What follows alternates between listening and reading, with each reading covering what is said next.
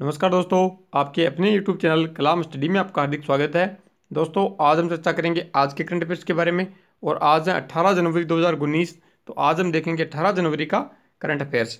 इससे पहले दोस्तों एक क्वेश्चन देख लेते हैं जो कल वाली वीडियो में हमने आपसे पूछा था, उसका आंसर क्या होगा। तो वह क्वेश्चन है दोस्तों, हाल ही में भारत के सबसे बड़े स्टार्टअप इकोसिस्टम का उद्घाटन कहाँ पर किया गया है। तो इसका आंसर होगा केरल। तो हाल ही में दोस्तों भारत के सबसे बड़े स्टार्टअप इकोसिस्टम का उद्घाटन यहाँ पर किया गया है, तो वो किया गया है केरला में। अब देखते हैं दोस्तों आज का करंट अफेयर्स। इससे पहले आपसे एक निवेदन है, यदि आपने अभी तक हमारे वीडियो को लाइक नहीं किया तो पहले आप हमारी वीडियो को लाइक करें। यदि हमारे चैनल पर पहली बार आए हैं और चैनल को अभी तक सब्सक्राइब नहीं किया है तो नीचे दिए गए लाल सब्सक्राइब के बटन पर जाकर चैनल को सब्सक्राइब जरूर करें।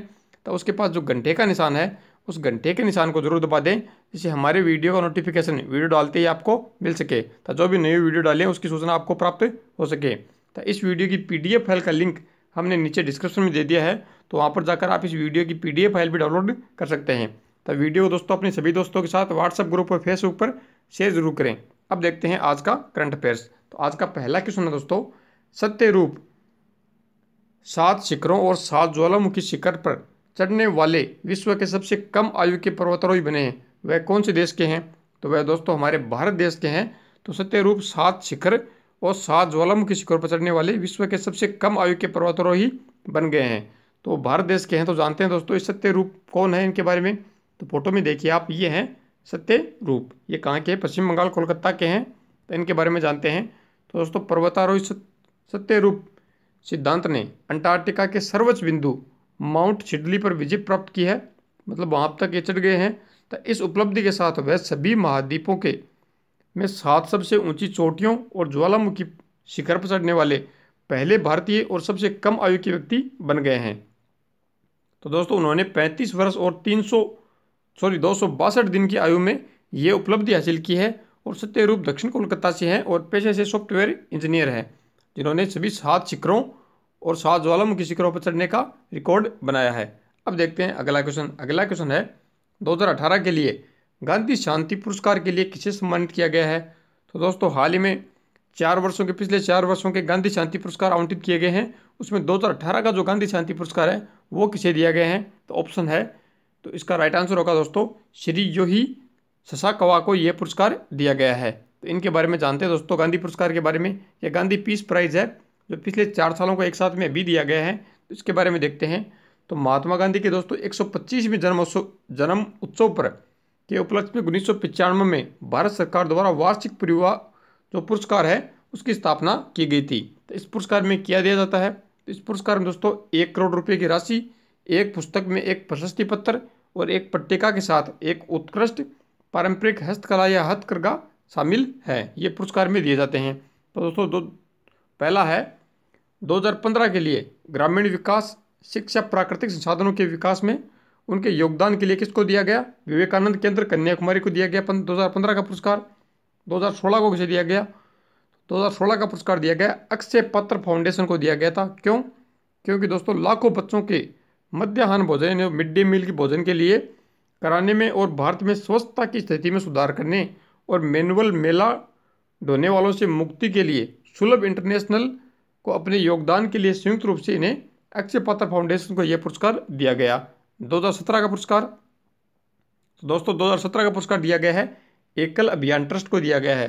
क्यों दिया गया है? क्योंकि भारत के सुदूर क्षेत्रों में ग्रामीण सशक्तिकरण, लिंग और सामाजिक समानता में ग्रामीणों और जनजातीय बच्चों के लिए शिक्षा प्रदान करने में उनके योगदान के लिए उन्हें यह पुरस्कार दिया गया है। अब देखते हैं अगला पॉइंट। अगला पॉइंट है 2018 के लिए यह पुरस्कार दिया गया श्री योही ससाकावा को। तो ये इसका राइट आंसर है। तो इन्हें क्यों दिया गया है? तो दोस्तों भारत और दुनिया भर में कुष्ठ उन्मूलन में के योगदान के लिए, जो कुष्ठ रोग हैं उसके दूर करने के लिए उनका योगदान के लिए श्री योही ससाकावा को 2018 का गांधी शांति पुरस्कार से सम्मानित किया गया है। अब देखते हैं अगला क्वेश्चन। अगला क्वेश्चन है दोस्तों, स्टीफन कॉन्स्टेंटाइन ने फुटबॉल टीम के कोच के रूप में इस्तीफा दे दिया है। तो वह किस टीम के कोच थे? तो वह दोस्तों भारतीय टीम के कोच थे। तो इनके बारे में जानते हैं। तो ये फोटो में दिखा दे रहे हैं, यही हैं।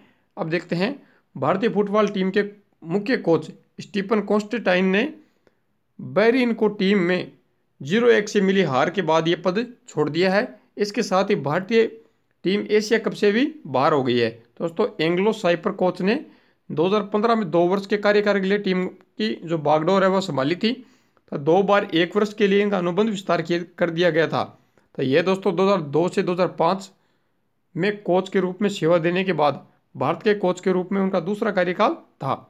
अब देखते हैं अगला क्वेश्चन। अगला क्वेश्चन है, भारत के सबसे कम आयु के ग्रैंड मास्टर कौन बने हैं? तो दोस्तों भारत के सबसे कम आयु के ग्रैंड मास्टर बने हैं डी गुकेश। तो इसका राइट आंसर होगा डी गुकेश। तो इनके बारे में जानते हैं। तो फोटो में आपको दिखाई दे रहे हैं, ये है ग्रैंड मास्टर डी गुकेश। तो ये कहाँ के हैं? तमिलनाडु के हैं दोस्तों। तो इनके बारे में जानते हैं। तो तमिलनाडु के डी गुकेश ने जून 2018 में अपने राज्य के आर प्रज्ञानंद द्वारा दर्ज रिकॉर्ड को तोड़ते हुए 12 वर्ष 7 महीने और 17 दिनों में दुनिया के दूसरे सबसे कम आयु के ग्रैंड मास्टर बन गए हैं। तो विश्व के दूसरे नंबर के हैं, तब भारत के पहले नंबर के ग्रैंड मास्टर बन गए हैं। इनसे पहले रिकॉर्ड प्रज्ञानंद के नाम था, जो भी तमिलनाडु के थे, उनका रिकॉर्ड इन्होंने तोड़ दिया है। तो विश्व में पहले नंबर पर कौन है, इसके बारे में देखते हैं। दोस्तों गुकेश, डी गुकेश ने भारत के 59वें ग्रैंड मास्टर बने हैं।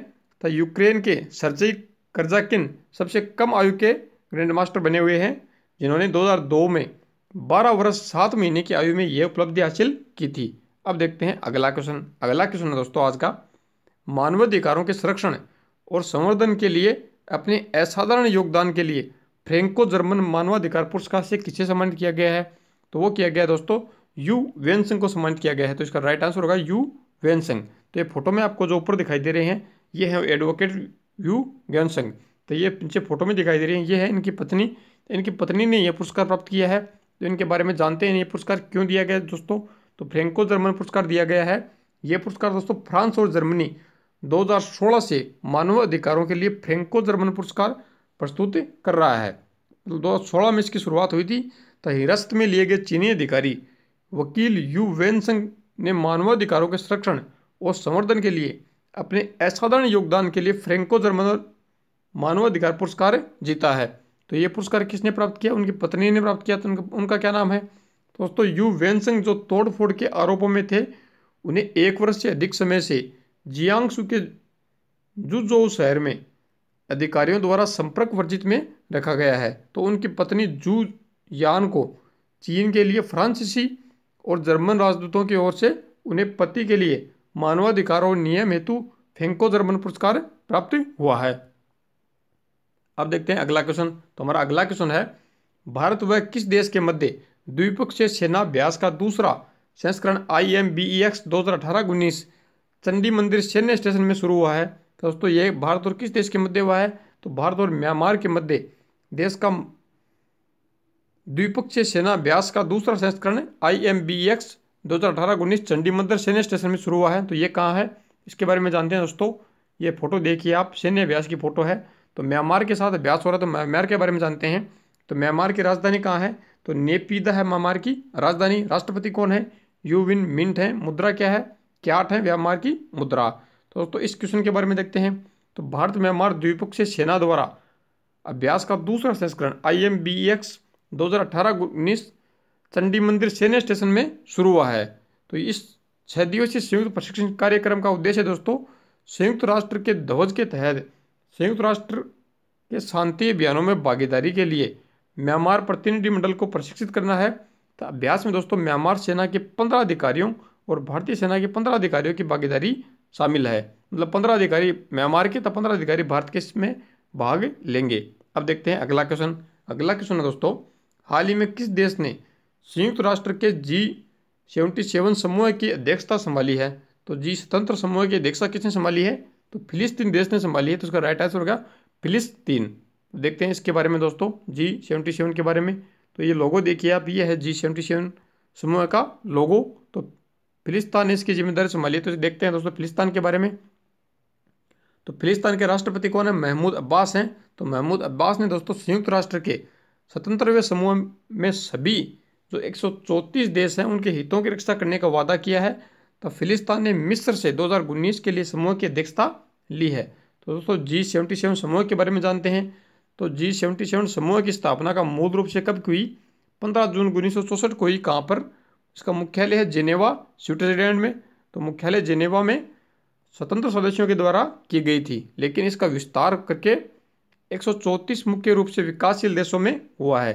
तो दोस्तों फिलिस्तीन को G9 के 2019 के अध्यक्ष के रूप में चुनने का निर्णय सितंबर 2018 में समूह के सदस्य देशों के विदेश मंत्रियों के द्वारा लिया गया था।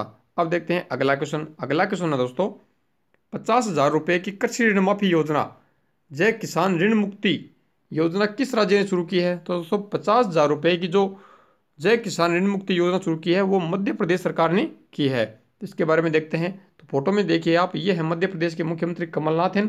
तो ये है इस योजना का प्रचार। तो मुख्यमंत्री श्री कमलनाथ ने जय किसान ऋण मुक्ति योजना के आवेदन प्रक्रिया का शुभारंभ किया है। इसके तहत दोस्तों 2 लाख तक के जो लोन है किसान कृषि ऋण है वो माफ होंगे। तो 55 लाख किसानों के 50,000 करोड़ रुपए का फसल ऋण माफ होगा। तो मध्य प्रदेश के बारे में देखते हैं। दोस्तों मध्य प्रदेश का गठन कब हुआ? तो 1 नवंबर 1956 को मध्य प्रदेश राज्य का गठन हुआ। राजधानी कहाँ है? भोपाल है। मुख्यमंत्री कौन है? कमलनाथ हैं। राज्यपाल कौन है? आनंदीबेन पटेल हैं। ये इतनी जानकारी आपको मध्य प्रदेश के बारे में। अब देखते हैं इस क्वेश्चन के बारे में जानकारी। दोस्तों जो ये योजना शुरू की गई है, इस योजना के तहत दोस्तों 55 लाख छोटे और सीमांत किसानों को फायदा होने की उम्मीद है। तो दोस्तों पात्रता कट ऑफ की तिथि 31 मार्च 2018 से बढ़ाकर 12 दिसंबर 2018 कर दिया गया है। तो केवल वे किसान जिन्होंने GST और आयकर का भुगतान करने के लिए अपना पंजीकरण नहीं कराया है वे इस योजना के तहत लाभ प्राप्त कर सकते हैं। मतलब जो आयकर देते हैं वो किसान इसके तहत शामिल, इस योजना में शामिल नहीं है। अब देखते हैं अगला क्वेश्चन। अगला क्वेश्चन है पूर्व मंत्री हैं शिवाजीराव देशमुख का निधन हो गया है, वह किस राज्य के थे? दोस्तों हाल ही में जो पूर्व मंत्री शिवाजीराव देशमुख का निधन हो गया है वह महाराष्ट्र राज्य के थे तथा कांग्रेस के वरिष्ठ नेता थे। तो फोटो में आपको दिखाई दे रहे हैं, ये हैं शिवाजीराव देशमुख। इनके बारे में देखते हैं। तो महाराष्ट्र के हैं, तो पहले महाराष्ट्र के बारे में देखते हैं। तो महाराष्ट्र का गठन कब हुआ? दोस्तों 1 मई 1960 को महाराष्ट्र का गठन हुआ। राजधानी मुंबई है। मुख्यमंत्री हैं देवेंद्र फडणवीस। राज्यपाल है सी विद्यासागर राव। तो इतनी जानकारी महाराष्ट्र राज्य के बारे में। अब देखते हैं इस क्वेश्चन के बारे में। तो दोस्तों 14 जनवरी को 83 वर्ष की उम्र में शिवाजीराव देशमुख का निधन हो गया। तो राज्य विधानसभा परिषद के पूर्व अध्यक्ष थे और वरिष्ठ कांग्रेस नेता की मुंबई महाराष्ट्र में इलाज के दौरान लंबी बीमारियों के कारण मृत्यु हो गई। तो वह दोस्तों महाराष्ट्र विधानसभा में पूर्व स्पीकर भी थे और उन्होंने 1978, 1980, 1985 तक 1990 में शिराला सीट से 4 बार विधानसभा चुनाव जीते, मतलब 4 बार विधायक चुने गए। तो 2018 में उन्हें उच्च सदन का अध्यक्ष भी चुना गया। तो 2015 तक पद पर बने रहे। अब देखते हैं अगला क्वेश्चन। अगला है हाल ही में कैबिनेट ने किस बैंक के पुनर्पंजीकरण को स्वीकृति दे दी है? दोस्तों हाल ही में कैबिनेट ने एक्जिम बैंक के पुनर्पंजीकरण को स्वीकृति दे दी है। तो ये एक्जिम बैंक क्या है इसका आपका दिमाग में आया होगा। तो एक्जिम बैंक का ये तो लोगो है और जो फुल फॉर्म है वह है export import bank of India, यानी भारतीय निर्यात आयात बैंक। तो इसके बारे में देखते हैं इसकी स्थापना कब हुई। तो एक्जिम बैंक ऑफ इंडिया की स्थापना दोस्तों कब हुई? 1 जनवरी 1982 को हुई। मुख्यालय कहाँ है? मुंबई में है। तो इसके MD और CEO कौन है? तो डेविड रस्किन्ना है इसके MD और CEO। दोस्तों भारतीय जो निर्यात आयात बैंक में नई पूंजी लगाने के लिए भारत सरकार ने 6,000 करोड़ रुपए के पुनर्पंजीकरण बॉन्ड जारी किए हैं। मतलब इतनी सहायता भारत सरकार इस बैंक को करेगा। तो दोस्तों वित्त मंत्री अरुण जेटली व प्रधानमंत्री नरेंद्र मोदी की अध्यक्षता में जो समिति गठित की गई है उसके तहत 2018-19 में 4500 करोड़ रुपए और वित्त वर्ष 2019-20 में 1500 करोड़ रुपए की 2 किस्तों के जरिए इक्विटी लगाई जाएगी। दोस्तों कैबिनेट ने एक्जिम बैंक की अधिकृत पूंजी को 10,000 करोड़ रुपए से बढ़ाकर 20,000 करोड़ रुपए करने को मंजूरी दे दी है। तब पुनः पंजीकरण बॉन्ड सार्वजनिक क्षेत्र के बैंकों को जारी किए जाएंगे। यह था दोस्तों हमारा आज का करंट अफेयर्स। अब एक क्वेश्चन मैं आपके लिए छोड़कर जा रहा हूं जिसका आंसर आपको कमेंट बॉक्स में जरूर देना है। तो वह क्वेश्चन है हाल ही में सूक्ष्म सिंचाई पर अंतर्राष्ट्रीय सम्मेलन कहां पर आयोजित किया गया है? दोस्तों हाल ही में किया गया ऑप्शन है राजस्थान, पंजाब, महाराष्ट्र, गुजरात। तो इन चारों में से जो भी आंसर होगा वह आंसर आपको नीचे कमेंट बॉक्स में जरूर देना है। तो कमेंट करके हमें बताएं हमारा वीडियो आपको कैसा लगा।